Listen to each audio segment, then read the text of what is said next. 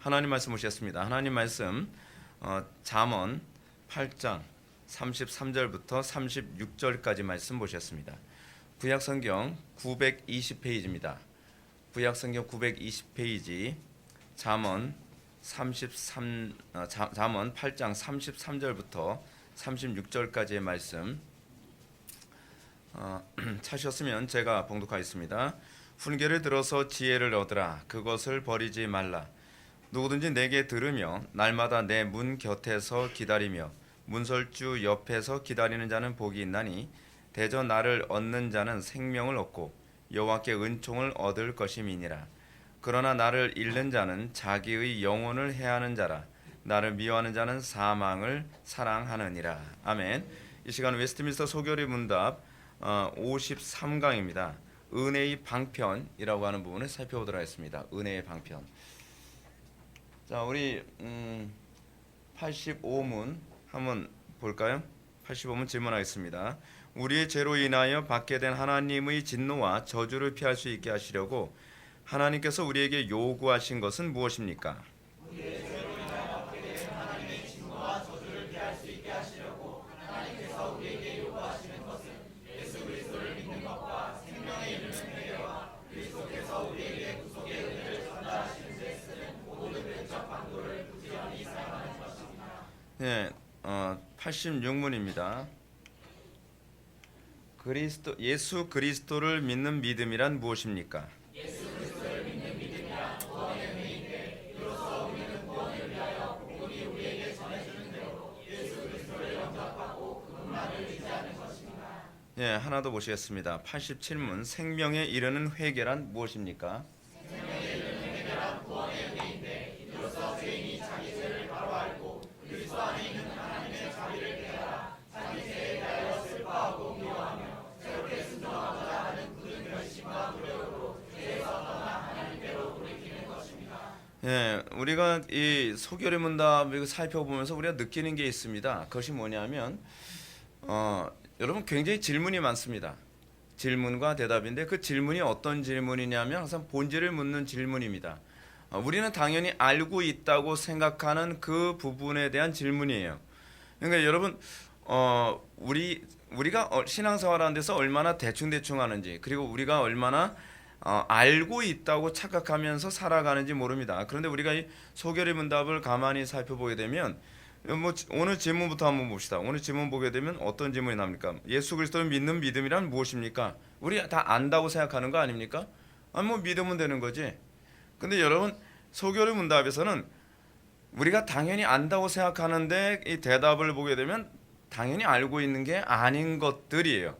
그리고 또 87문 볼까요? 생명에 이르는 회개란 무엇입니까? 여러분 이거에 대해서 질문 던져보셨나요? 그냥 하나님 앞에 잘못했습니다. 싹싹 빌면 된다고 생각하지 않습니까? 그게 아니에요, 여러분. 그러니까 우리가 제가 이제 이번에도 플라톤의 프로타고라스 그 책을 읽는데 국가로는 제가 그 프로타고라스 읽고 나서 되게 재밌어가지고 국가로는 읽는데 국가로는 처음부터 이거 소크라테스가 비약이 너무 심하다 질문이 이런 생각이 들어가지고 읽는데 별로 흥미를 못 느껴요. 근데 재밌는 것이 뭐냐면 소크라테스가 계속 던지는 질문이 굉장히 그러니까 내용은 별로 마음에 안 드는데 오해하지 마세요. 제가 내용을 동의하는 건 아닙니다. 그런데 접근 방식에 있어서는 굉장히 성경적이에요. 제가 왜 이런 말씀드리냐면 여러분 하나님을 믿지 않는 사람들도요. 진리는 받아들이지 않지만 성경의 방법론을 따라갔을 때에 탁월해지는 건 맞는 얘기예요. 여러분 우리는 이거 자꾸 놓치고 있는 부분이 이겁니다. 여러분 이단 중에서도 좀 센 이단들의 특징이 뭔지 아십니까? 이게 약간 오해 소지가 있는데 이단들도 센 이단의 특징이 뭐냐면 성경적 방법론으로 그 이단을 강화시켜요. 성경적 방법론이 무엇일까요? 신앙 고백 중심으로 모이는 거예요. 신천지가 그래요, 여러분. 신천지가 얼마나 신앙 고백 중심인데, 근데 신앙 고백이 잘못된 것이 문제죠. 신앙 고백이 잘못된 것이 문제인데 그 사람들도 그건 아는 거예요. 신앙 고백 중심으로 모였을 때 단단해지고 신앙 고백 중심으로 모였을 때 견고해진다는 건 알고 있는 거예요. 그 방법론. 여러분 이것이 여러분 진리에 접근하는 방법이거든요. 근데 이게 성경이 가르치는 방법론이에요, 사실은요. 성경이 가르치는 방법론에서도 여러분 이거 보십시오. 전통적으로 우리의 신앙의 선배들은 어떻게 신앙생활했어요? 믿음이 뭐냐? 이것부터 시작했어요. 믿어라가 아니라 믿음이 뭐냐부터 시작하고, 그럼 뭘 믿어야 되냐라는 거는 가장 본질적인 문제부터 접근해 들어가는 거예요. 근데 우리는 믿음이 뭔지도 모르고 그냥 세속적인 흔히 이해하고 있는 용어로 내가 믿으면 믿는 거라고 생각하는 거예요. 그러니까 거기서부터 오류가 나기 시작을 하는 거예요. 그러니까 소크라테스가 프로타고라스한테 그런 거 물어보지 않습니까? 용기란 무엇입니까? 뭐 이런 질문을 던진단 말이에요. 아, 용기란 아는 대로 실천하는 능력이지. 뭐 이런 얘기를 하니까 그 프로타고라스한테 소크라테스가 그런 얘기합니다. 어떤 사람은 아는 대로 실천하는데 그 실천한 것이 잘못됐을 경우에는 그것은 용기입니까? 아니면 무모함입니까? 뭐 이런 질문이에요. 그러니까 여러분 왜 이런 질문이 중요하냐면, 이런 질문을 받으면서 아, 내가 알고 있다고 생각하는데 사실은 알고 있지 않은 영역들이 너무 많다는 걸 발견하게 되는 것이죠. 우리는 그런 사람들 많이 보게 됩니다. 나는 믿습니다. 그럼 뭘 믿는데? 그럼 얼굴 빨개져요. 뭐 지금 시비 거냐? 그런 거죠. 아니, 시비 거는 게 아니죠. 뭘 믿는지도 모르면서 믿습니다라고 하니까 문제인 거예요. 어떤 부분 강사가 그랬다 그러잖아요. 앞에서 그냥 아멘 잘하는 할머니한테 아멘 하면 하도 잘하니까 할머니 뭘 믿습니까? 그랬더니 지가 뭐 하나요? 근데 이건 겸손이 아니에요. 이거는 신앙이 아닌 거예요.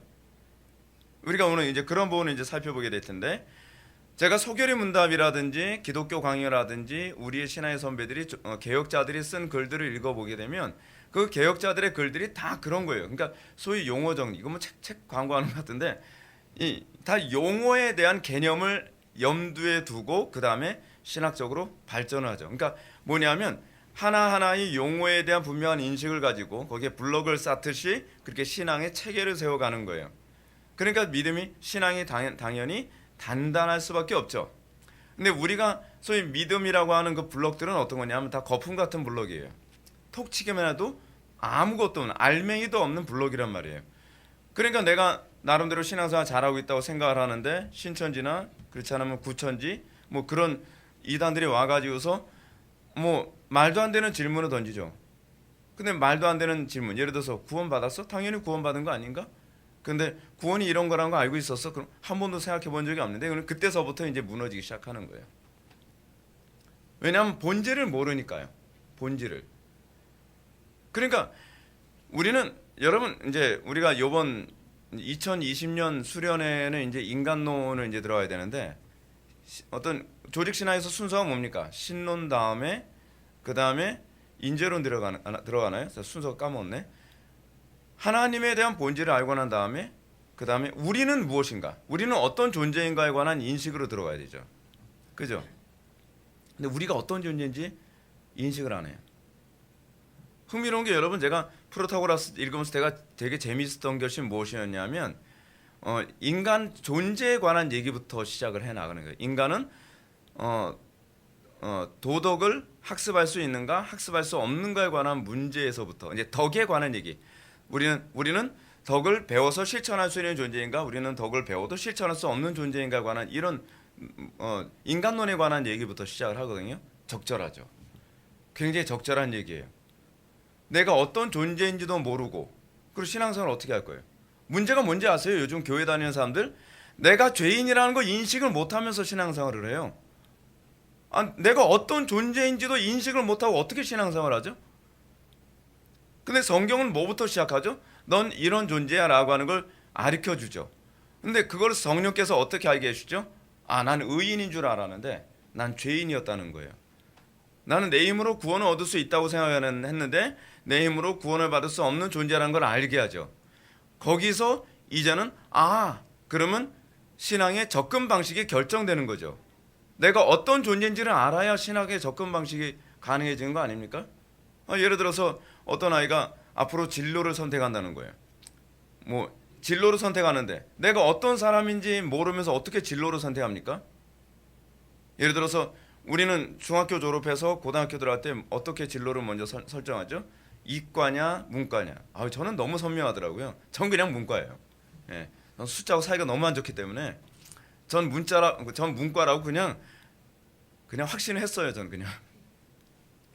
근데 자기가 숫자에 발달한 사람인지 그렇지 않은 사람인지도 모르면서 그냥 폼 나는 것 같으니까 난 이과 그랬다가는 어떻게 해요? 뒤집어 쓰는 거죠.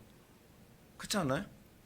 아니 우리가 하나님을 믿는다 하면서도 내가 어떤 존재인지도 모르면서 그렇게 신앙생활하니까 어떤 문제가 발생하니까 그러니까 2단이고 3단이고 막 걸려드는 거예요. 그죠? 내 존재가 어떤 존재인지를 명확하게 규정하지 못하니까 나타나는 현상이죠. 자, 우리는 뭐 항상 하는 얘기, 뭐 맨날 하는 얘기죠. 오늘 짧게 넘어갑시다. 하고 싶은 얘기가 너무 많아요. 신앙의 의무, 실천에 관한 문제. 실천, 어떻게 실천하죠? 이 부분에 관한 얘기가 이미 1부에서 다 얘기가 끝난 거죠. 우리는 어떤 존재다. 그리고 하나님은 어떤 분이시다. 뭐 그런 어떤 소위 본질적인 문제, 개념을 다루고 나니까 그럼 어떻게 실천할 것인가가 가능한 거죠. 우리는 문제는 뭐냐면 일부를 건너뛰고 무조건 실천으로 가버린다는 게 문제인 거예요. 그러니까 여러분 이게 문제야 이겁니다. 기도가 뭔지를 모르는데 기도를 하라는 거예요. 그러니까 어떤 교인이 이런 질문합니다. 목사님, 기도를 어떻게 해야 되나요? 라고 하니까 목사님이 뭐라 합니까? 그냥 하세요. 그냥 하세요? 근데 그냥 하라고 하는데 도대체 기도가 뭔지도 모르는데 어떻게 하죠? 성령께서 가르쳐 주실 거라는 거예요. 근데 성령께서는 뭘 통해서 가르쳐 주시죠? 말씀을 통해서 가르쳐 주시죠. 이거 여러분 그런 게 있잖아요. 피상적인 사람들의 특징이 뭐냐면 명확하지가 않아요. 구체적이지가 않아요. 실제적이지 않죠. 그러니까 누구한테 뭘 가르쳐 준다고 했을 때 이런 거죠. 뭘 가르쳐 줬는데 무슨 말인지 잘 모르겠어요. 그러면은 배우는 사람의 잘못일까요? 가르치는 사람의 잘못일까요? 1차적으로 가르치는 사람에게 문제가 있을 가능성이 굉장히 농후한 거예요. 가르치는 사람이 분명히 그것을 알고 있다면 상대방이 그것을 숙지할 수 있는, 인지할 수 있는 접근 방식을 가질 수 있죠. 그렇죠? 근데 자기가 그것을 인지하지 못하니까 상대방을 바보라고 자꾸 몰아붙이는 거죠. 왜냐하면 자기가 바보라는 게 티가 나면 안 되니까. 그것도 몰라? 이 바보야. 그럼 설명해 주셔야죠. 넌 가르쳐줘도 몰라? 네. 가르쳐 주세요. 가르쳐 줄 수가 없는 거죠, 사실은. 자기도 인지가 안 되고 있는 상황이니까. 이게 아주 심각한 문제인 겁니다. 자, 사람의 본분. 그러면 우리가 소위 복음의 본질을 알게 되면 우리는 어떻게 살아가야 되겠어요? 십계명. 십계명을 오늘 잠언에서는 뭐라고 얘기하냐면 훈계라고 얘기하고 있는 거죠. 은혜의 방편, 기도에 관한 가르침. 근데 우리가 오늘 배우는 게 뭐죠? 은혜의 방편에 대해서 배우죠. 이제 사실은 은혜의 방편은 다음 주에 더 이제 선명하게 배우게 될 겁니다. 그리고 기도에 대한 가르침. 순서가 딱 보이죠? 요번에 은혜의 방편 이제 배우게 되니까 은혜의 방편 끝나고 나면 뭘 배울까요? 주기도문 배우겠죠. 당연히 순서가 그렇게 가겠죠. 십계명, 은혜의 방편, 주기도문. 이게 이제 소위 소결의 문답, 사도신경, 소결의 문답, 그리고 기독교 강요, 그렇지 않으면 하이델베르크 요리 문답, 이런 신앙 고백서들이 가지고 있는 내용이 딱 이런 세 가지 아닙니까? 그렇죠? 자, 한번 서론 한번 볼까요? 서론. 하나님의 구원은 분명히 예정과 선택의 방식으로 이루어집니다. 그러나 이 교리가 우리의 구원에 대해 안일하게 한다거나 수동적인 삶을 살게 한다는 것은 잘못된 이해임에 틀림없죠. 하나님의 예정은 인간을 수동적이거나 안일하게 하지 않습니다. 인간을 수동적이거나 안일하게 하는 개념은 사실은 예정론이 아니죠. 뭐죠? 숙명론이나 운명론 같은 것들, 그렇죠? 뭐 그런 결정론 같은 것들이 사람을 안일하게 만듭니다. 이는 하나님의 형상에 부합하지 않죠. 하나님의 속성 자체가 굉장히 적극적입니다. 수동적이지 않아요. 그러니까 우리가 어떤 교리를 살펴볼 때에 이 교리가 맞나 틀리나라고 하는 걸 우리가 점검하는 중요한 방식 중 하나 뭐냐면 이 교리가 다른 교리와 충돌을 일으키지 않는가를 잘 살펴봐야만 합니다.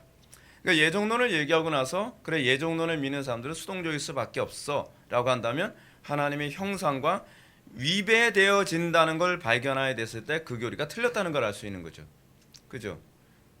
여러분 우리의 신화의 선배들이 예수를 믿고 나서 어떻게 됩니까? 수동적이지 않아요. 굉장히 적극적인 인생을 살아요. 왜냐하면 그것이 하나님의 형상이기 때문에 그렇습니다. 게을렀던 사람도 예수를 믿고 나면, 거듭나고 나면 그는 굉장히 부지런한 삶을 살 수밖에 없어요. 예정론을 믿는데, 아니 예정론을 믿는데 어떻게 그렇게 적극적으로 살 수 있죠? 예정론이 가르치는 바가 그거이기 때문에 그렇습니다. 자, 다시 한번 설명해 드릴게요. 예정론이 궁극적으로 얘기하는 바는 결정론이 아니라 했죠. 예정론을 잘못 오해하는 중요한 원인은 시간론에 대한 오해죠. 그렇죠?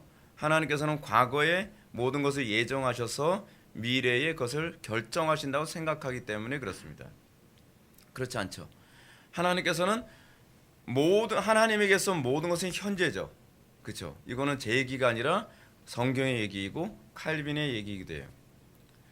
근데 하나님께서는 현재에서 모든 것을 결정하시죠. 그것이 우리에게는 때로는 과거일지 모르지만 하나님께서는 우리가 과거로 인지하고 있는 영역도 하나님에게는 현재라는 것이 중요하죠. 우리가 미래라고 생각하는 영역도 하나님에게는 현재라는 것이 중요합니다. 우리의 시각에서는 과거이고 현재이고 미래이지만 하나님의 시각에 있어서는 아직까지도 모든 것은 현재이고, 그리고 하나님에게서는 그 모든 시간은 이미 완성된 시간이에요. 그런 차원에서 우리가 예정론을 봐야죠. 그럼 이 예정이란 단어가 사실은 엄밀한 의미에서는 이 예정의 교리를 100% 이해시킬 수 있는 용어는 아니죠. 그렇죠? 왜냐하면 예정이라는 단어는 과거에서 미래를 어떤 것이 결정되도록 했다는 관념이기 때문에 이거 예정이라는 단어로는 사실 설명이 불충분합니다. 근데 우리의 언어로서는 할 수가 없는, 더 이상 표현할 수 없는 용어이기 때문에 그렇게 얘기하죠. 그럼 예정론이 궁극적으로 의미하는 바가 뭡니까? 우리의 현재의 모든 하나님을 사랑하여 살아가는 모든 삶을 하나님께서는 완벽하게 선을 이루시고야 만다는 겁니다. 하나님의 예정과 작정은 우리의 삶을 통해서 완성해 가십니다. 그것이 하나님의 주권 아래 이루어지죠. 그래서 우리는 나는 실패하고 넘어지고 더 이상 안 되나 봐 하는데, 아니요, 그렇지 않죠. 하나님께서는 이미 우리를 승리로 이끌어가고 계신 겁니다. 그래서 우리는 칼빈이 그런 얘기하죠. 예정론은 우리를 안심하게 하는 교리이고 우리에게 위로가 되는 교리라고 하는 이유가 바로 거기에 있습니다. 하나님의 손에 붙잡힌 바 된 하나님의 백성은 현재 내가 쓰러지고 넘어지고 좌절해서 붕괴돼가는 것 같이 보일지라도 그것이 하나님의 승리해 가시는 모든 과정일 뿐이라는 거예요. 그래서 예정은 뭘 얘기하는 거예요? 하나님께서는 모든 시간, 모든 사건에서 승리를 선포하는 교리죠. 그래서 우리가 예정론이 위대하고 위로가 되는 교리라고 얘기할 수밖에 없는 것입니다. 자, 하여간 예정과 선택의 교리는 하나님의 절대적인 주권에 대한 강조를 할 뿐이지 구원받은 사람은 어떻게 살아도 구원받을 것이라는 궤변의 근거가 되지 않습니다. 예정과 선택은 하나님께서 선하시기 때문에 하나님은 최선의 결과를 주시기로 작정하셨다는 교리로 이해하는 것이 더 적절합니다. 그래서 여러분, 우리가 은혜의 방편을 사용하는 것이 구원받는데 유익한 이유가 바로 거기에 있습니다. 여러분, 은혜의 방편을 사용한다는 이 얘기는 이제 뒤에서 다시 한번 더 설명하겠지만, 은혜의 방편을 사용한다는 것이 믿음이라는 거 여러분 알고 계십니까? 이게 재미있는 게요, 믿음이 없는 사람은 은혜의 방편으로 은혜를 받으려 하질 않아요. 왜냐하면 하나님께서 주신 은혜의 방편이 자연인들에게는 미련하게 보이기 때문에 그래요. 이거는요, 믿음이 있는 사람만 은혜의 방편을 사용해요. 자, 은혜의 방편이 뭐죠? 은혜의 방편? 제일 인기 없는 것, 그러면 딱 맞아요. 네. 여러분들 신앙생활하는데 제일 인기 없는 게 은혜의 방편이에요. 아니 뭐 이런 게 다 있어요? 그렇죠? 근데 은혜를 받고 나면 가장 우리의 가슴을 뜨겁게 하는 것이 은혜의 방편이에요. 은혜의 방편이 뭐죠? 말씀, 기도, 성례. 그리고 이 세 가지를 종합해놓은 선물 세트가 뭐죠? 예배죠. 예배. 그 예배만큼 귀한 은혜의 방편이 없어요. 근데 제가 여러분한테 말씀드린 건 제일 인기가 없는 비인기 종목이죠. 그렇죠? 그래서 아무도 이거로 은혜를 받으려 하지 않아요. 우리는 뭐로 은혜를 받으려고 하죠? 프로그램으로 은혜를 받을 수 있다고 생각을 하죠. 그렇죠? 성경에 없는 것으로만 자꾸 은혜를 받으려고 해요. 여러분 우리 어떻게 생각하나요? 우리가 교회사를 가만히 보십시오. 교회 안에서 여러분 가장 사람들이 혐오했던 것은 은혜의 방편입니다. 사실 여러분도 그렇지 않나요? 여러분들 제일 하기 싫은 게 뭔가요? 말씀 생활, 기도 생활. 그리고 그 은혜의 방편으로서 설교하는 것 중에 내용이 뭐죠? 오늘 본문처럼 뭐예요? 훈계를 들어서 지혜를 얻으라. 아니 기분 좋게 구원받게 할 수 있는 거 없나요? 그런 거 없다. 어떻게 해요? 훈계를 통해서 지혜를 얻는 거라는 거죠. 그래서 사람들이 훈계를 듣기 싫어하기 때문에 자꾸 어떻게 해요? 그거를 버린다는 걸 잠언 기자가 얘기하죠. 버리지 마라. 훈계를 달게 받는 자가 복이 있다. 그러면서 34절에 이렇게 얘기합니다. 누군지 내게 들으며 날마다 내 문 곁에서 기다리며 문설주 옆에서 기다리는 자는 복이 있나니. 항상 여러분 구약과 신약에서 복의 개념이 뭐죠? 하나님과 함께함, 하나님과 동행함. 그게 항상 구약과 신약에서 얘기하는 복에 관한 개념이죠. 어떤 사람이 복이 있어요? 주의 계명을 듣는 것. 그렇죠? 주의 계명을 들으며 내 문 곁에 기다리면 어떻게 하죠? 그래서 내 문설주 옆에 서서 기다리는 자. 이거 뭘 얘기하는 겁니까? 주의 계명을 날마다 받을 준비를 하기 위해서 항상 이렇게 긴장하고 있는 태세를 보여주고 있죠. 굉장히 어떤 시적인 표현을 사용하고 있습니다. 그런 사람이 복이 있다는 겁니다. 그래서 여러분 은혜의 방편으로 지금 표현되고 있는 게 뭐죠? 훈계죠. 근데 이 훈계라고 하는 은혜의 방편은 히브리서 12장에서도 나오는 은혜의 방편으로 얘기하고 있거든요. 그렇죠? 자녀들, 하나님의 자녀들을 하나님께서 어떻게 간섭하시죠? 훈육으로, 그렇죠? 파이데이아, 그렇죠? 그리고 여기서 뭐라 얘기합니까? 이 기다리며라고 하는 부분 한번 보게 되면 34절에 기다리며라는 말은요 원어상 무슨 의미를 가지고 있냐면요 흥미로운 표현이에요. 잠을 자지 않고 밤을 새워 망을 보며라는 뜻이에요. 어떤 사람이 은혜를 받아요? 어떤 사람이 구원을 받아요? 은혜의 방편을 이토록 사모하는 사람이죠. 실제로 여러분 어떤 사람이 구원을 받습니까? 은혜 받으면 말고, 받으면 좋고, 안 받으면 말고, 예배 뭐 잘 들어서 은혜 받으면 뭐 좋고, 예배 은혜 못 받아도 뭐 어쩔 수 없고, 그런 사람이 은혜 못 받습니다. 은혜를 받는 사람을 지금 잠언 기자는 뭐라고 얘기하냐면, 제가 이거를 다시 그 의역을 한다면, 그 원어로 제가 설명한다면, 잠잘 생각도 하지 않고 밤을 지새워가며 은혜 받기 위해 그 주의 계명을 귀를 기울이는 사람, 그런 사람이 복이 있다는 거죠. 실제로 여러분 어떤 사람이 은혜를 받습니까? 예배 가운데 사람들이 참여하면서 뭐 1시간 전, 30분 전부터 와서 막 하나님 오늘 이 예배를 통해 나에게 말씀해 주십시오. 내가 주의 말씀을 주께서 말씀하시면 주의 종이 듣겠나이다라고 하는 이 준비 태세를 가지고 있는 사람. 그렇죠? 마리아에게서 우리가 발견할 수 있는 그 아름다운 모습이 그거 아닙니까? 주의 계집종이오니 듣겠나이다. 순종할 준비가 돼 있나이다. 그런 사람이 정말 복된 사람이죠. 근데 복되지 않은 사람의 특징이 뭐죠? 내 귀에 달콤한 얘기, 내가 듣고 싶은 얘기를 듣고 싶어서 찾아다니는 사람. 그거를 사도 바울은 뭐라고 얘기하고 있죠? 자기 사욕을 좇을 스승을 찾아다니는 사람이라고 얘기하죠. 절대로 은혜 못 받아요. 아무리 설교를 많이 듣고 아무리 교리를 많이 배우고 아무리 지식을 많이 쌓는다 하더라도 절대로 안 되죠. 어떤 사람이 복 있는 사람입니까? 훈육을 달게 들을 준비가 되어 있는 사람이죠. 여러분 훈육 달게 들을 준비되어 있는 사람은 어떨까요? 들으면 곧바로 고칠 의향이 있는 사람이겠죠. 한쪽 귀로 듣고 한쪽 귀로 흘려나가는 사람이 아니겠죠. 그래서 제가 가끔 하다가 어떤 사람들은 한쪽 귀에다가 이 귀마개를 좀 꽂아주고 싶은 그 충동을 느끼는 사람도 있어요. 왜냐면 한쪽 귀로 듣고 나서 한쪽 귀로 너무 잘 빠져나가요. 그럼 곤란해요. 그럼 곤란하죠.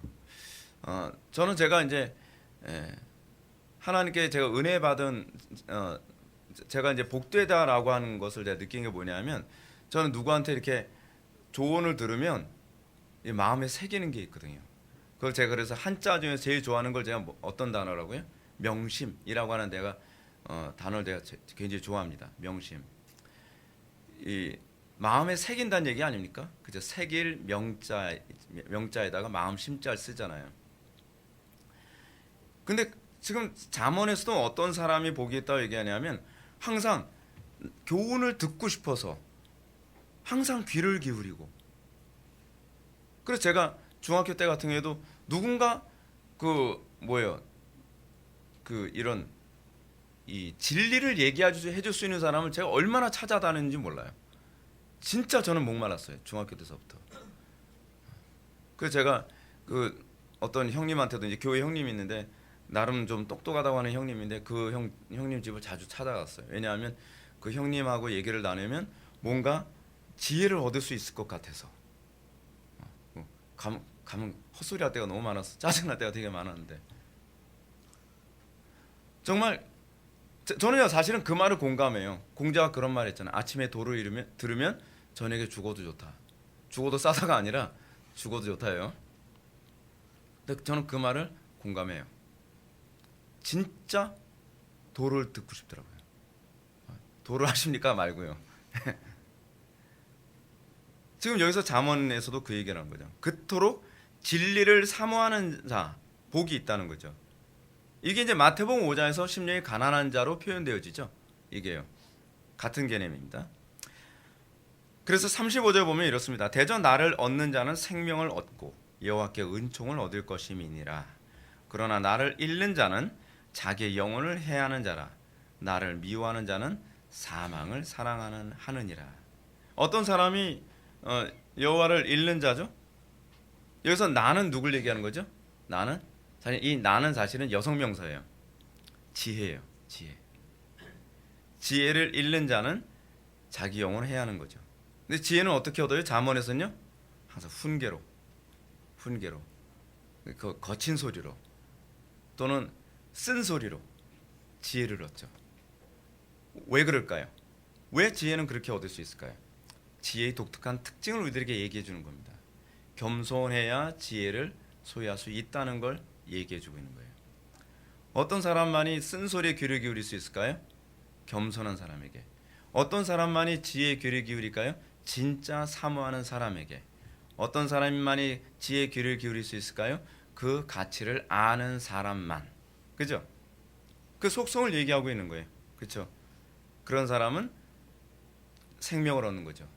그걸 신약에서는 영생이라고 표현하는 겁니다. 그렇죠? 자, 들어가기 좀 더 볼까? 이런 차원에서 우리가 구원을 위해 은혜의 방편을 부지런하게 사용하는 것은 하나님의 언약과 직결되죠. 의미 없는 행동이 아닙니다. 하나님은 끊임없이 구하고 찾고 두드리는 자에게 성령을 선물로 주신다고 약속하셨죠. 은혜의 방편입니다. 은혜의 방편을 부지런하게 사용하면 하나님께서 구원을 주신다는 겁니다. 그러니까 맨날 어떤 사람은 이런 얘기하죠. 감나무에서 감 떨어지길 기다리면서 왜 감 안 떨어지냐고 푸념을 이렇게 늘어놓는 사람들이 있죠. 그렇죠? 그런 사람들은 눈탱이에 떨어지는 수가 있습니다. 예. 하나님은 그런 식으로 우리에게 복을 주시지 않습니다. 성경 어디에도 그런 식으로 구원받은 사람이 없습니다. 어떤 사람이 구원을 받는다고 얘기하죠?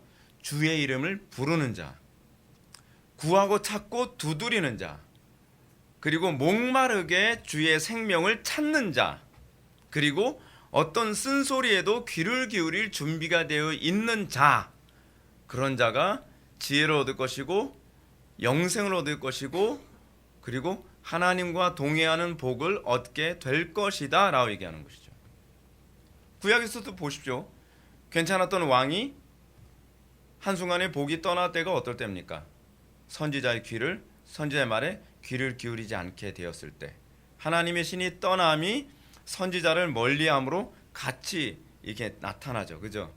이게 따로 가지 않습니다. 항상 하나님의 신이 떠나면 거짓 선지자를 가까이 하고 하나님의 신이 함께하면 그리고 선지자의 말에 귀를 기울이죠. 그게 우리가 이제 다윗에게서 발견하는 아름다운 모습입니다. 이번 시간부터 죄인이 구원 얻기 위해 은혜의 방편을 어떻게 사용하게 할 것인지를 우리가 보게 될 것입니다. 자, 85문의 질문과 답을 볼까요? 85문. 우리의 죄로 인하여 받게 된 하나님의 진노와 저주를 피할 수 있게 하시려고 하나님께서 우리에게 요구하신 것은 무엇입니까? 라고 합니다. 전제가 뭐죠? 우리가 지난 시간에 인간은 하나님의 심판을 받을 수밖에 없는 존재로 태어났다. 인간의 비참에 관한 얘기를 지난 부분에 언급을 했기 때문에 이번 시간부터는 뭐죠? 그러면 그러니까 이 죄인이 어떻게 구원받을 수 있겠는가? 흥미롭게도 예정론을 얘기하지 않습니다. 넉놓고 있어라. 그러면 구원받을 사람 구원받고 지옥 갈 놈 지옥 간다. 그렇게 얘기하지 않습니다. 이게 우리가 예정론을 잘못 알고 있는 거예요. 이 사람들은 예정론을 정확하게 이해하고 있는 사람들이거든요. 그렇기 때문에 예정론을 정확하게 이해하고 있었던 웨스트민스터 이 사원에 모인 이 수백 명의 목회자들은 예정론을 이렇게 이해하고 있는 거예요. 은혜의 방편을 부지런하게 사용하는 자가 그 예정과 작정 안에 있는 사람이라고 지금 보는 거죠. 그죠? 자, 대답을 볼까요? 우리의 죄로 인하여 받게 된 하나님의 진노와 저주를 피할 수 있게 하시려고, 그러니까 쉽게 얘기하면 구원받게 하시려고, 지옥에 가지 않게 하시려고 하나님께서 우리에게 요구하시는 것, 하나님께서 우리에게 요구하시는 것이 있어요. 그건 뭐죠? 첫 번째는 예수 그리스도를 믿는 것, 두 번째는 회개. 이게 오늘 우리가 살펴볼 부분이고요. 다음 시간에 모든 외적 방도를 부지런히 사용하는 것입니다. 근데 여러분 뭐가 믿음인지 아십니까? 외적 방도를 부지런하게 사용하는 게 믿음입니다. 이거 행위 구원 아닌가요? 꼭 뭘 모르면 그런 질문은 나옵니다. 행위 구원 아닙니다. 왜 행위 구원이 아니죠? 믿음을 가지고 있는 사람은, 그러니까 믿음이 없는 사람은 이 외적 방도 사용을 좋아하지 않습니다. 그리고 진정한 믿음을 가진 사람들은 이 외적 방도를 사용하는 데 있어서 성령 안에서 사용합니다. 그러니까 성령께서 우리를 이거를 사용하도록 하게 하시는 거죠. 외적 방도를 소위 구원의 조건처럼 사용하는 것은 구원 못 받습니다. 그죠? 구원을 받는다는 것은 외적 방도를 성령에 이끌려 사용하는 것을 제한하여 이해하십시오. 자, 그럼 예수 그리스도를 믿는다는 것은 무엇인가 한번 볼까요? 믿음에 관한 얘기 한번 봅시다. 이거 참 흥미롭죠? 여러분 다 아는 얘기 아닌가요? 예수 그리스도를 믿는다는 거? 뭐 믿으면 되는 거 아닌가요? 여기에 문제가 있는 겁니다. 전에 제가 이제 한동안 동양 철학에 좀 관심을 가지고 있었을 때 장자에 나왔던가 논어에 나왔던가 이제 막 헷갈리네요, 막 머릿속에. 근데 거기서 이런 얘기 납니다. 아는 걸 안다 하고 모르는 걸 모른다는 것이 아는 것이다. 무슨 교회에서 이런 얘기. 근데 좀 그럴싸하잖아요, 좀. 그죠? 근데요, 아는 걸 안다 하는 것이 아는 걸 안다 하고 모르는 걸 모른다는 것이 아는 거라는 말에 대해서 제가 공감을 한 적이 하나 있었어요. 제가 이제 옛날에 청년 시절 때 다녔던 교회에 친구들이 있는데 친구 중에 한 친구가 한자 시험을 열심히 공부하는 친구 하나 있었습니다. 근데 그 친구한테 제가 어떤 한자를 제가 이제 보였어요. 이제 옛날에 우리 고등학교 때 인기 많았던 영화가 있었죠. 천녀유원이라고 하는 영화. 천녀유원이라는 영화가 있었습니다.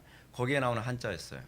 거기에 천자를 한자를 제가 딱 써서 보여줬어요. 근데 그 천자가 얼핏 보면 맑을 청자처럼 보여지기 쉬운 한자입니다. 획이 하나인가 두 개 차이밖에 없어요. 근데 그 친구가 뭐라냐면 딱 보더니 나 모르는 한자인데 그래요.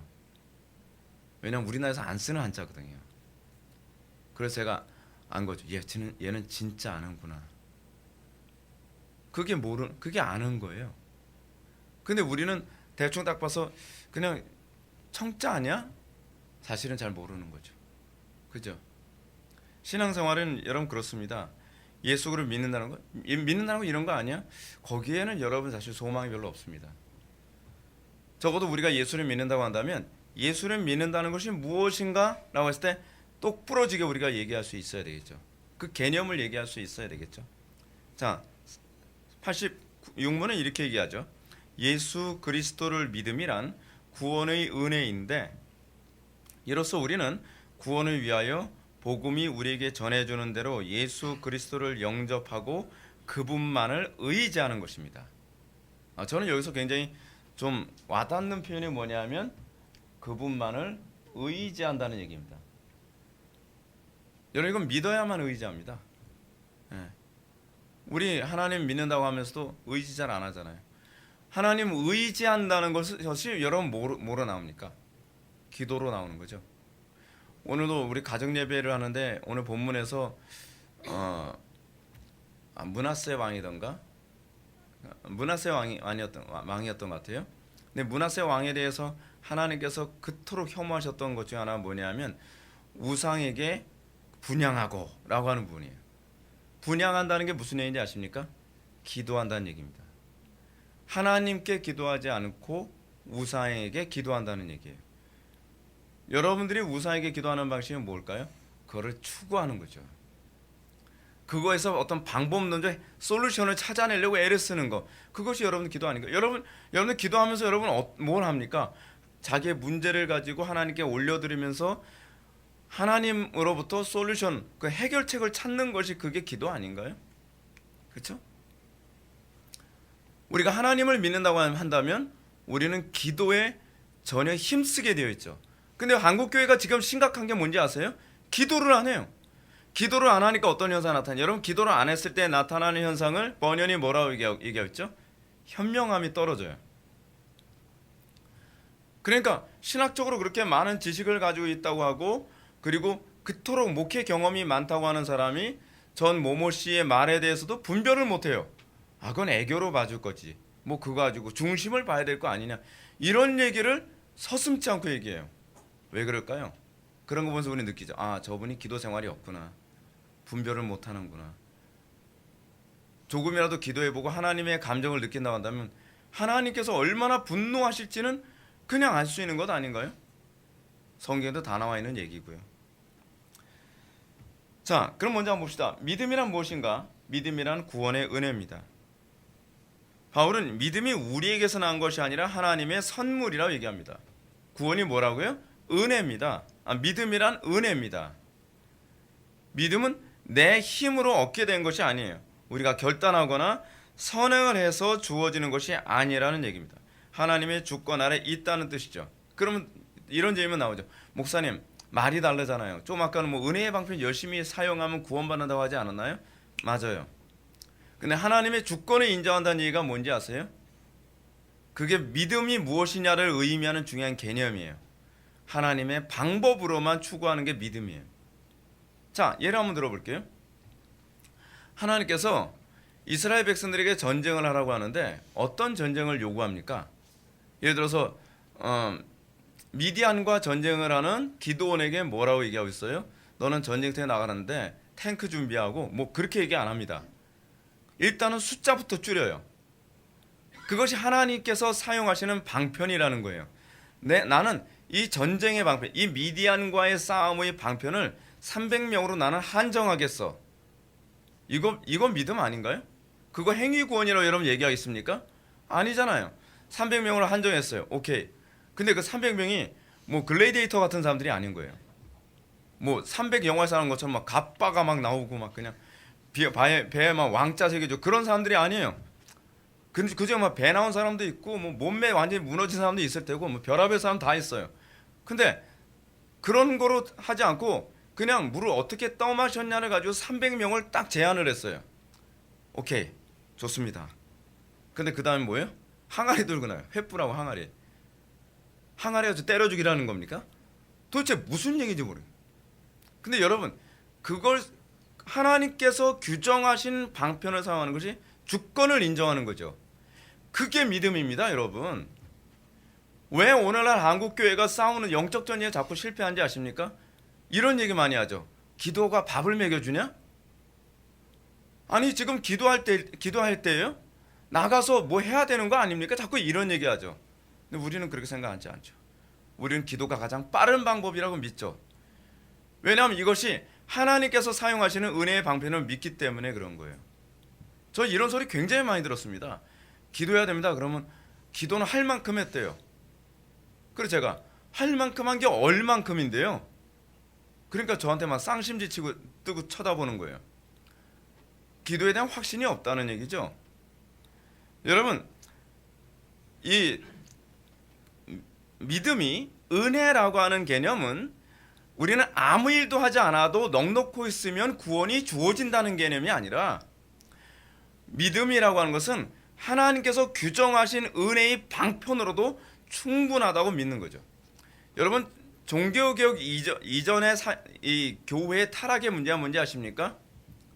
하나님께서 정하신 은혜의 방편으로는 부족하다라고 생각하는 거예요. 그것이 예수님께서 우리들에게 하신 말씀도 그거 아닌가요?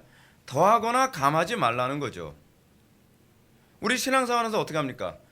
기도만으로는 뭔가 부족한 것 같아. 성경이 가르치는 방법으로만으로는 좀 부족한 것 같아. 그걸 어떻게 해요? 성경에도 없는 방법 가지고 하죠. 무슨 관상기도? 성경이 없죠. 성경이 없다 그러니까 뭐라고 얘기합니까? 관상기도 도입한 목사님이 그 사막의 교부들이 사용했어도 성경적이지 않으면 말짱 도루묵이에요. 근데 예수님께서 가르치신 주기도문은 너무 약하게 보이는 거예요. 좀 센 게 필요하다고 생각하는 거예요. 뭐가 가장 센 건데요? 성경적인 게 가장 센 거 아닌가요? 아니, 하나님이신 성자께서 직접 와서 가르쳤으면 이거만큼 퍼펙트한 게 어디 있습니까? 이거로 부족하다는 거죠. 그게 불신입니다. 뭔가 더 해야 되고 뭔가 감해야만 뭔가 될 것 같다고 생각하는 거. 기도만으로는 안 되는 것 같고, 예배만으로는 안 될 것 같고, 말씀만으로는 부족할 것 같고. 그러니까 말씀에다 뭘 첨가하죠? 심리학을 첨가하죠. 말씀에다 뭘 첨가하죠? 철학을 첨가하죠. 그러니까 교회가 이 지경 된 거예요. 근데 우리는 그거를 무엇이 믿음인지조차도 제대로 규정을 못하고 우리는 생활하죠. 성경대로 살아가는 게 믿음입니다. 넉넉히 있는 게 믿음이 아닙니다. 두 번째 볼까요? 믿음을 통해서만 예수 그리스도를 영접하고 그분만을 의지하게 됩니다. 바울은 믿음이 우리에게서 난 것이 아니라 하나님의 선물이라고 가르치죠. 하나님의 주권 안에 있다는 뜻이죠. 하나님의 주권 아래 있다고 해서 믿음을 얻기 위해 수동적으로 기다려야 한다는 뜻은 아닙니다. 이 선물은 정말로 받기를 열망하며 주의 이름을 부르는 자에게만 주어진다는 말입니다. 여러분, 착각하지 마시고 여러분 잘 들으십시오. 자리만 채우면 은혜 받을 것이다 라는 생각은 굉장히 잘못된 겁니다. 아시겠습니까? 얼마나 많은 사람들이 자리만 채우다가 지옥 간 사람들이 많은지 아셔야 돼요. 그러니까 사람들이 이런 생각을 하죠. 자리만 채우면 내가 구원받기로 작정됐으면 구원받을 테고, 구원받지 않기로 작정됐으면 어쩔 수 없는 거고. 그 예정을 잘못 알고 있어서 그렇죠. 성경은 뭐라고 얘기하고 있죠? 간절히 찾는 자가 나를 만날 것이다. 그리고 로마서 10장 13절 말씀처럼 누구든지 주의 이름을 부르는 자는 구원을 얻으리라. 근데 여기서 흥미로운 게 뭐냐면 누구든지예요. 누구든지. 예정된 자는 이라고 얘기하지 않아요. 소위 예정된 자가 어떤 사람이라는 걸 얘기하는 표현입니까? 주의 이름을 부르는 자라는 거죠. 주의 이름을. 그 주의 이름을 부른다는 얘기가 무슨 얘기인가요? 예수님 하면 된다는 거예요? 아니죠. 이름이라고 하는 말이 가지고 있는 뜻이 뭐예요? 그분의 속성과 성품, 존재 방식을 얘기하는 표현이죠. 그렇죠? 소위 그리스도만을 의지하는 자가 구원을 얻는다는 거죠. 그렇죠? 이스라엘 백성들이 고난에 있을 때에 모든 거 다 포기하고 금식하며 간절히 하나님만을 의지할 때 그때 구원을 받죠. 금식했기 때문에 구원받은 게 아닙니다. 포인트는 뭡니까? 금식이 아니라 주님만 의지했다는 데 있습니다. 우린 자꾸 뭔가 잘못하는 사람은 금식이 능력이야. 성경에서 보니까 금식할 때마다 이런 일이 벌어졌대. 근데 금식 안 해도 그런 일이 벌어진 일이 많습니다. 그죠? 그 성경을 편협하게 봐서 그래요. 편협하게. 그러니까 저 같은 사람 금식하면 죽어요. 그 금식을 마치 도깨비방망이처럼 그렇게 취급하면 곤란해요. 그죠? 금식은 그만큼 간절했다라고 하는 것을 표현하는 방식이지, 금식을 도깨비방망이처럼 생각하면 곤란하다는 얘기예요.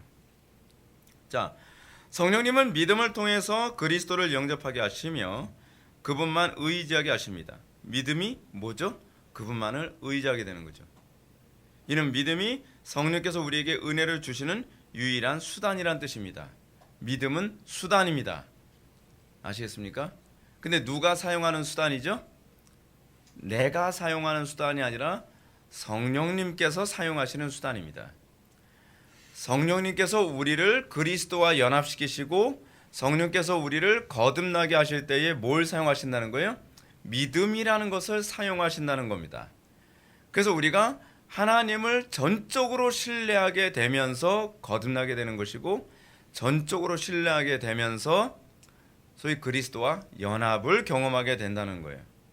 자, 그렇다고 한다면 신자에게 하나님께서 왜 절망적인 상황으로 몰아붙이시는지 알겠죠? 아시겠죠? 절망적인 상황 되지 않으면 그리스도만을 붙잡는 삶을 안 살아요. 아니, 여러분 상식적으로 생각해 보세요. 넉넉고 있는데 아쉬운 거 없는데 내가 왜 그리스도만을 붙잡아야 돼요? 이거는요, 거듭난 사람조차도 태평성대 10년 지나면요 그리스도 붙잡는 법을 까먹어요. 그래서 하나님께서 어떻게 해요? 그의 백성들에게 이거 잊지 않도록 하기 위해서 가끔 가다가 고난을 주시죠. 그리스도를 붙잡는 것에 대한 감각을 잃지 않도록 하기 위한 거예요, 사실은요. 그러면서 믿음이 성장하죠. 여러분들, 왜 우리는 그리스도를 만날 때 그토록 절박할까요? 자, 한번 봅시다. 우리가 복음서에서 보게 되면 예수님을 따르던 많은 사람들이 있었습니다. 심각하고 절박한 상황이 있지 않는 이상 수많은 장애를 물리쳐가면서 그리스도만을 붙잡은 사람은 없습니다. 그리스도만을 절박하게 붙잡게 된 사람들은 절박했기 때문에 그리스도를 붙잡은 겁니다. 그렇지 않으면 집에서 그냥 뉴스나 보고 있겠죠. 요번에 갈릴리 어느 지역에 예수님이 통과하셨다고 그러더라. 오케이. 내가 굳이 그 예수님이 가는데 거기까지 가서 예수님의 옷자락을 붙잡아야 되고 또 예수님이 내 믿음이 너를 구원하였느니라 라는 그 선언을 들어야 될 필요성은 없는 거예요. 그래서 하나님께서는 택한 백성들이 그리스도를 찾도록 하기 위해서 그들에게 고난이라고 하는 또는 절박한 상황을 그들에게 제공하시는 거죠. 그래서 고난 없이 예수 믿는 법이 없어요. 왜냐하면 우리는 고난이 없으면 그리스도를 애써 굳이 찾으려 하지 않기 때문에 그렇습니다. 그렇잖아요. 그래서 하나님께서 우리들에게 그 은혜를 주시기 위해서 또 소명이 뭐죠? 부를 소자 쓰죠. 그 소명, 우리를 부르실 때 어떻게 부르시죠? 필요성을 느끼게 하시죠. 그리스도의 필요성. 그렇죠? 그래서 마음 편하게 예수 믿는 법 없습니다. 여러분들 심령 속에 어떻습니까? 여러분들은 일평생 살아가면서 그리스도에 대한 필요성, 당위성을 절박하며 살아갑니까? 그런 사람이 복 있는 사람인 걸 믿으시기 바랍니다. 우리는 간혹 가다가 세상 사람들 부럽죠. 저도 가끔가다 부러울 때 상당히 많이 있어요. 저 양반들은 기도하지 않고 살아도 속 편하게 살아가는데 별로 이렇게 기도하지 않아도 돈 버는데 별로 지장이 없어요. 기도하면 살지 않아도 뭐 가정생활 별로 불편함이 없어요. 그냥 자기가 원하는 대로 자기가 계획한 대로 모든 게 착착착착 진행돼요. 그냥 종교생활은 그냥 하나의 액세서리처럼 해도 돼요. 그런데 그런 사람들이 그러죠. 아니 뭘 맨날 가서 기도하나? 여러분 그런 소리 많이 하지 않나요? 아니 예수를 믿어도 좀 작작 믿어 그러잖아요. 여러분 우리 청교도들은 기도를 뭐라고 얘기하지? 영혼의 호흡이라고 그러죠. 영혼의 호흡 작작 하세요. 그렇게 하면 어떻게 되나요? 그냥 죽는 겁니다, 여러분. 하나님과 동의하는 거 작작 하세요. 그럼 죽는 거라니까요. 하나님과 동의하는 건 일평생 항상 동의하는 거예요. 근데 하나님을 그렇게 만난 경험이 없는 사람, 그러니까 옛날에 어떤 그 유명한 목사님이 그랬다 하지 않습니까? 어느 성도가 와서 예배당에 가서 눈물을 흘리면서 기도하니까 그랬다는 거 아니에요? 아니 뭘 기도를 이렇게 울면서 기도해? 뭘 이렇게 소리 질러가면서 기도해? 안타까워 본 적이 없는 거죠.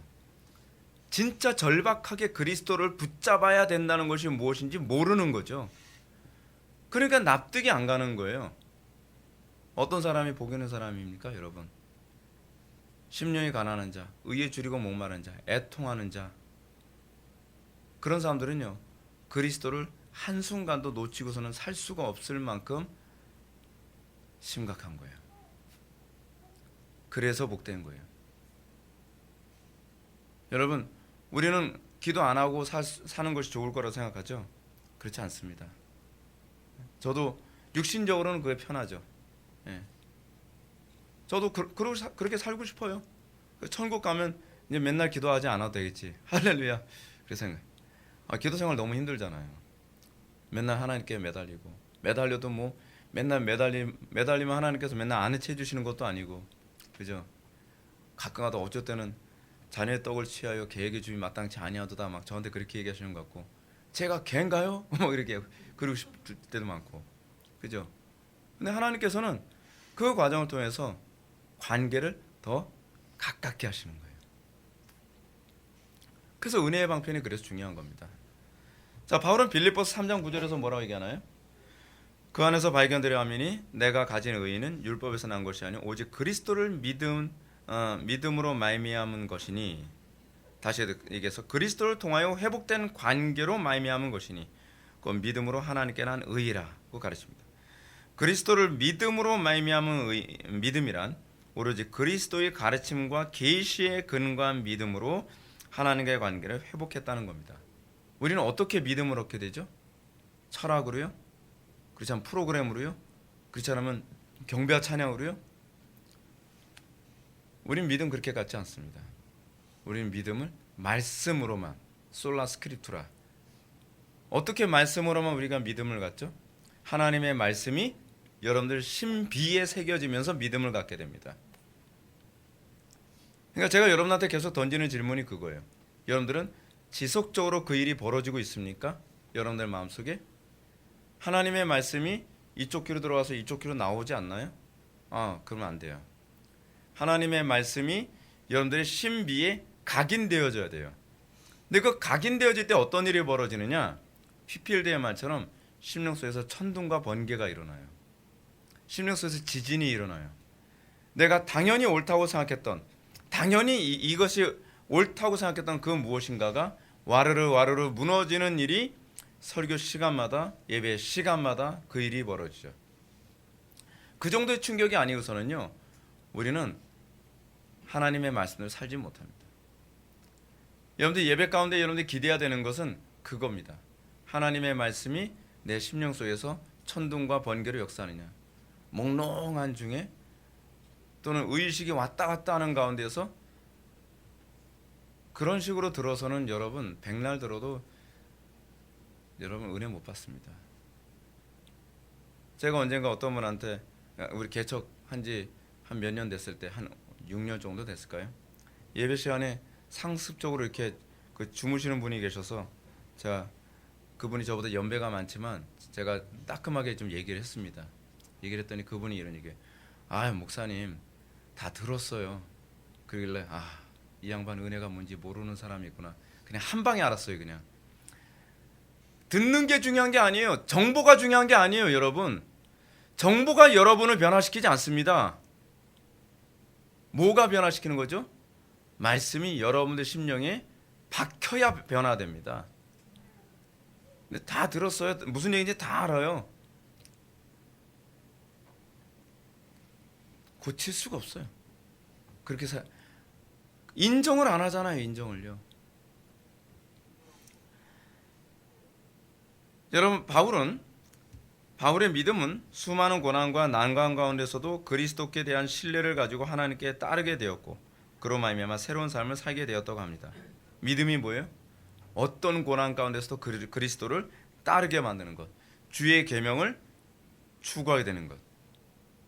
마음이 부드러워지고 겸손한 사람 말이 주의 음성에 귀를 기울이죠.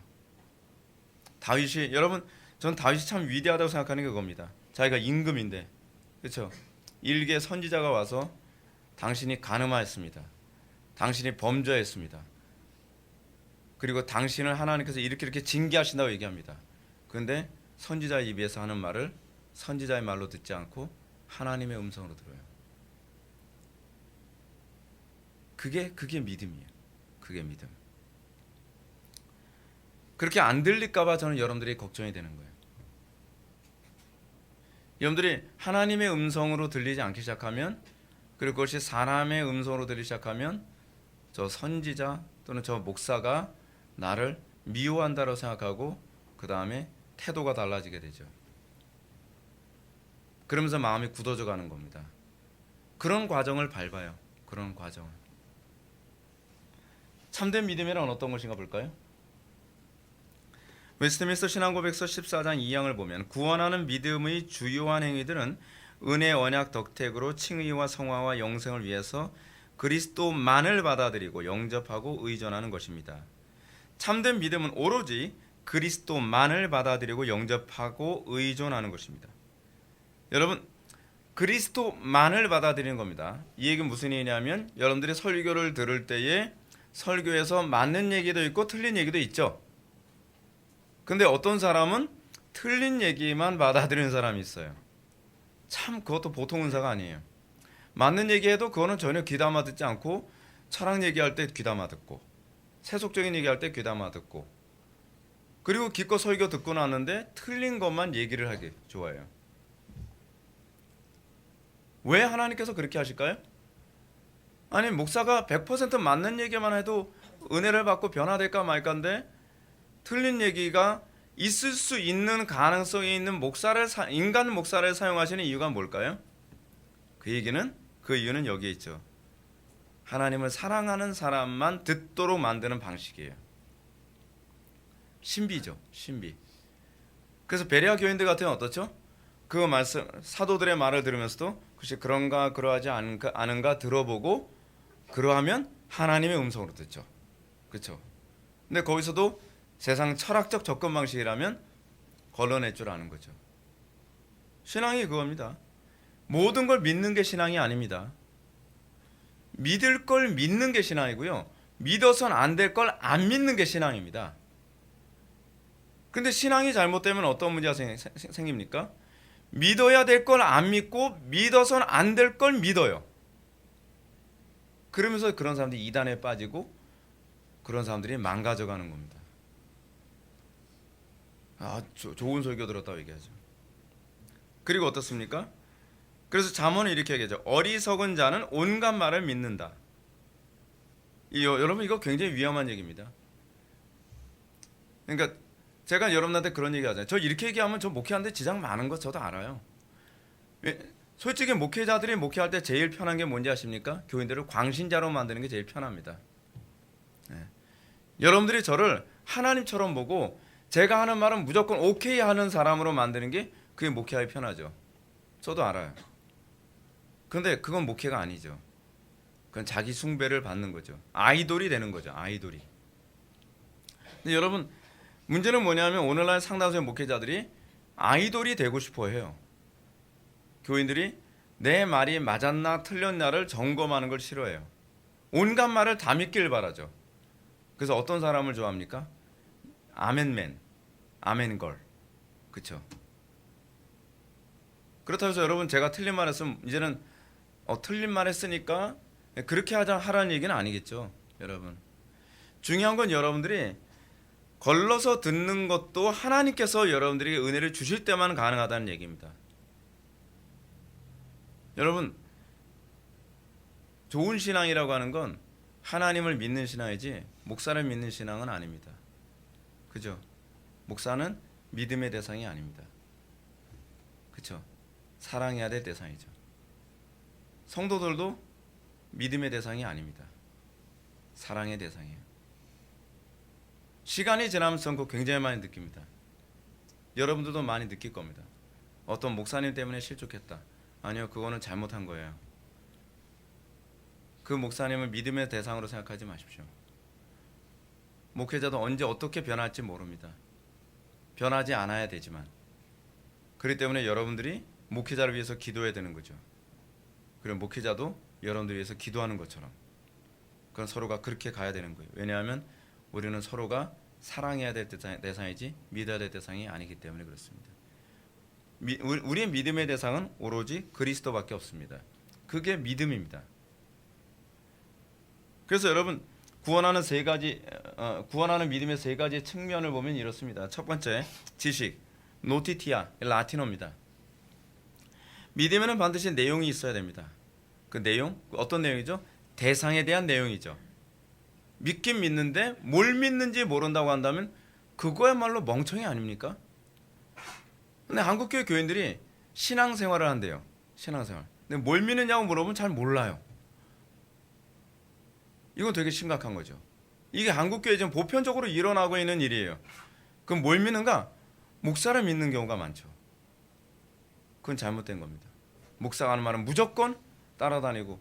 그래서 한국교회에 자꾸 뭐가 나오는 거죠? 광신자들이 나오는 거예요. 자꾸 목회자가 자꾸 교주가 돼가잖아요. 이거 되게 심각한 문제입니다. 그래서 그릇된 내용을 통해서 믿음이 생길 수 없다고 생각했어요. 누가요? 우리 개혁자들은. 개혁자들이 왜 교리개혁을 했냐 하면 그릇된 내용을 가지고서 믿음이 생길 수 없다고 생각한 거예요. 뿐만 아니라 내용 없는 믿음은 맹목적이고 일관성이 없죠. 무슨 칸트가 한 소리하고 되게 비슷하죠. 참된 믿음은 믿어야 할 것만이 아니라 믿지 말아야 할 것을 내포합니다. 그렇죠? 그래서 제가 설교할 때 항상 이런 얘기하죠. 이건 믿어서는 안 되는 거라는 걸 가르치죠. 믿음이 그런 거예요. 믿음은 다 믿을 수가 없어요. 다 믿는 건 믿음이 없는 거예요.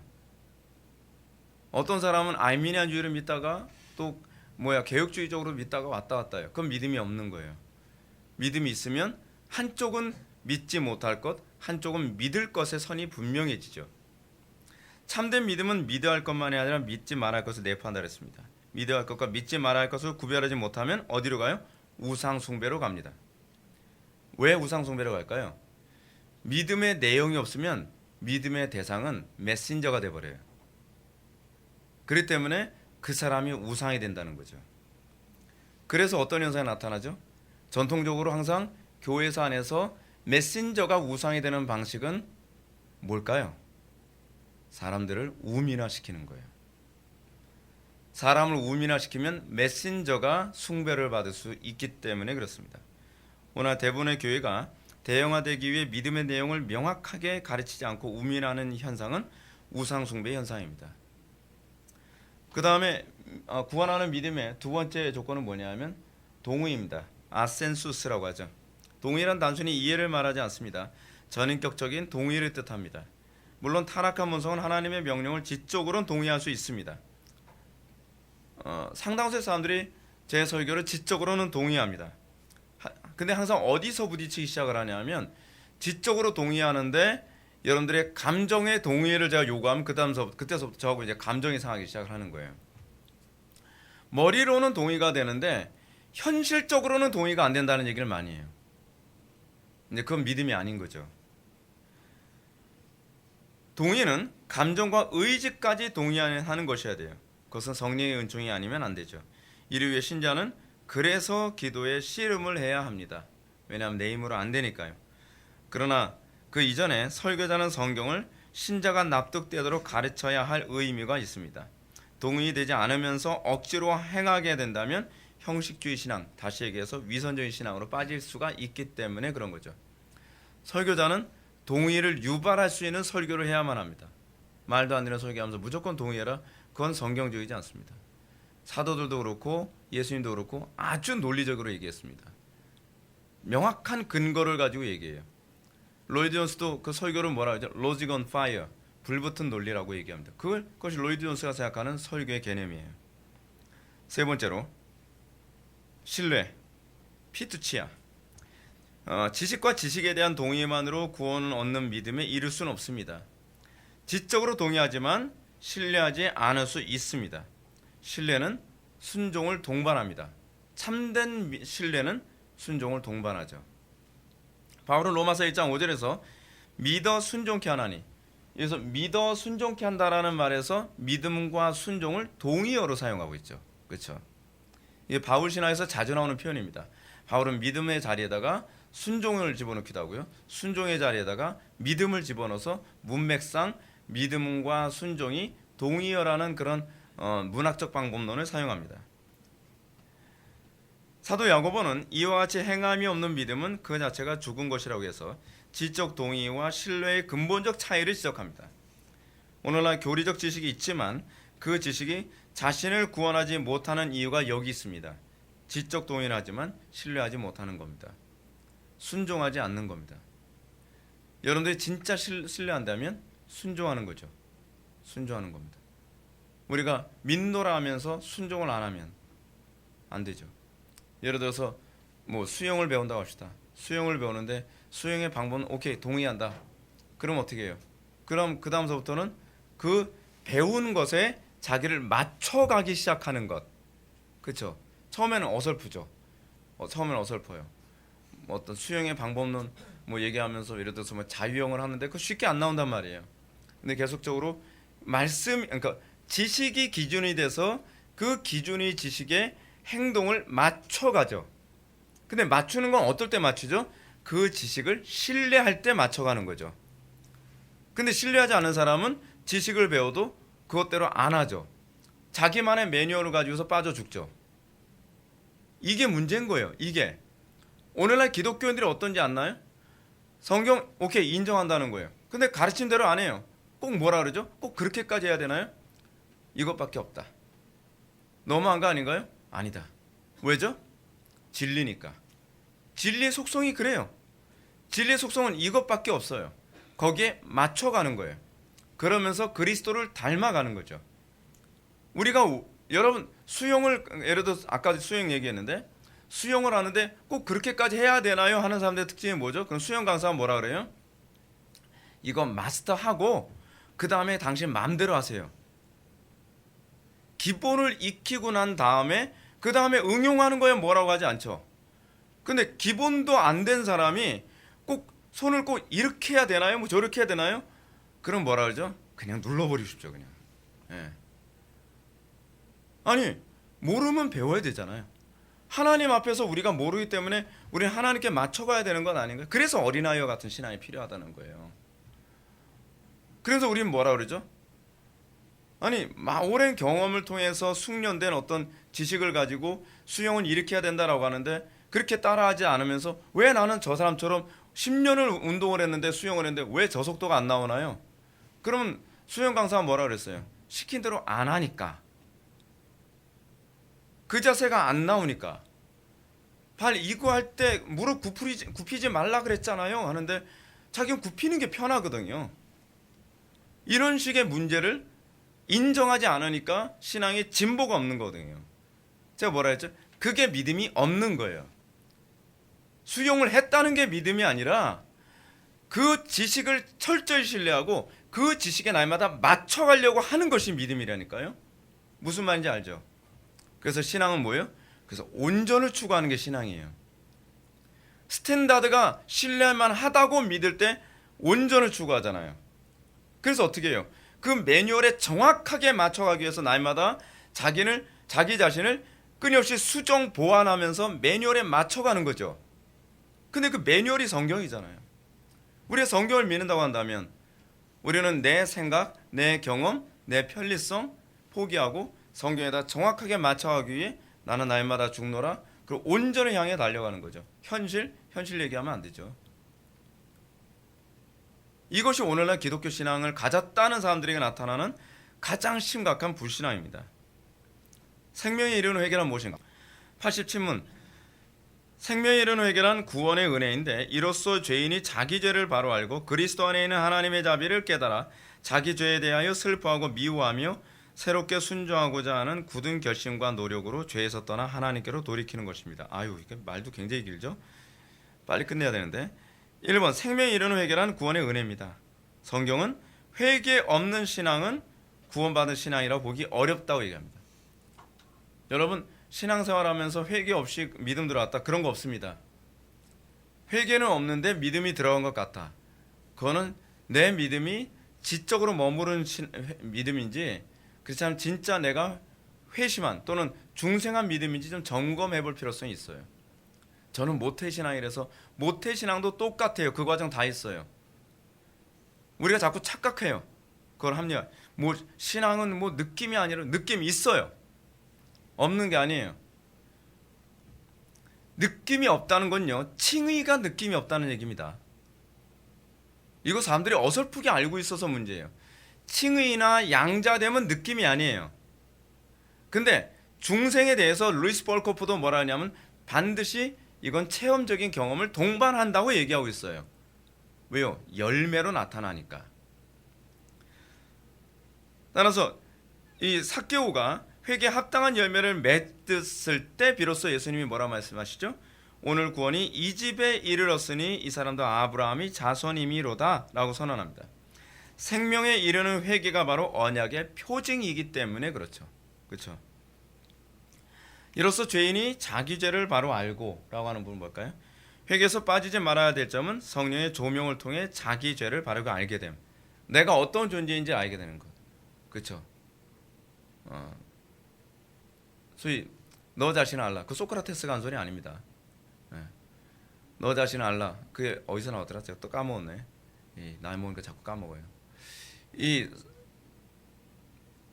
근본적으로 철학하는 기본이 자기 자신을 아는 것을 출발한다고 생각하는 그런 헬라 철학자들의 사고방식이거든요. 근데 우리는 거기서 출발하지 않죠. 우리는 어디서 출발하죠? 하나님을 아는 지식에서 나를 알죠. 하나님을 모르는데 나를 어떻게 알아요? 헬라 철학의 가장 근본적 오류는 거기에 있습니다. 스탠다드를 모르면서 자기를 알 수 있다고 생각하는 것에 오류가 있어요. 그죠? 우리가 어떤 존재임을 알게 돼요. 하나님을 만났다고 한다면 어떤 존재인지 알게 돼요. 내가 죄인이라는 거, 내가 무능한 존재라는 거 알게 돼요. 거기서 진정한 겸손이 시작돼요. 거기서 진정한 믿음이 출발해요. 그래서 성령의 조명하심을 통해 죄의 심각성을 하나님의 시각으로 자각하게 되죠. 뭐 이게 어때서 이 소리가 안 나오죠. 이게 얼마나 심각한지 알게 되는 거죠. 자신이 얼마나 심각한지 깨닫지 못하는 사람은 결코 생명에 이르는 회개를 할 수 없습니다. 이런 사람의 회개는 피상적이며 반복적이고 형식적일 수밖에 없어요. 그리스도 안에 있는 하나님의 자비를 깨달아 자기 죄에 대하여 슬퍼하고 미워하며 새롭게 순종하고자 하는 굳은 결심과 노력으로 죄에서 떠나 하나님께로 돌이키는 것 볼까요? 생명에 이르는 회개는 죄인을 향해 하나님의 자비를 깨닫는 데서 출발합니다. 여기서 자기 죄에 대한 슬픔과 미워함이 나오죠. 여기 의롭게 된 의지가 개입됩니다. 새롭게 된 의지는 하나님께 순종하고자 하는 굳은 결심과 노력으로 나타나죠. 자기 의지가 아니라 거듭난 의지예요. 이 거듭난 의지는 끝까지 인내하며 그리고 노력으로 죄에서 떠나 하나님께로 돌이키는 것이죠. 이 노력은 거듭난 의지로 나온 노력입니다. 그리고 여러분 영생이 무엇인지 여러분 아십니까? 영생에 관해서 요한복음에서 뭐라고 얘기하죠? 영생은 주의 명령을 지키는 것이 영생입니다. 주의 명령을 지키는 것이 곧 믿음이고요. 자, 결론 봅시다. 시간이 없으니까. 죄인의 구원은 전적으로 하나님의 주권입니다. 구원이 하나님의 주권이라 하여 죄인은 피동적이라는 뜻은 아니죠.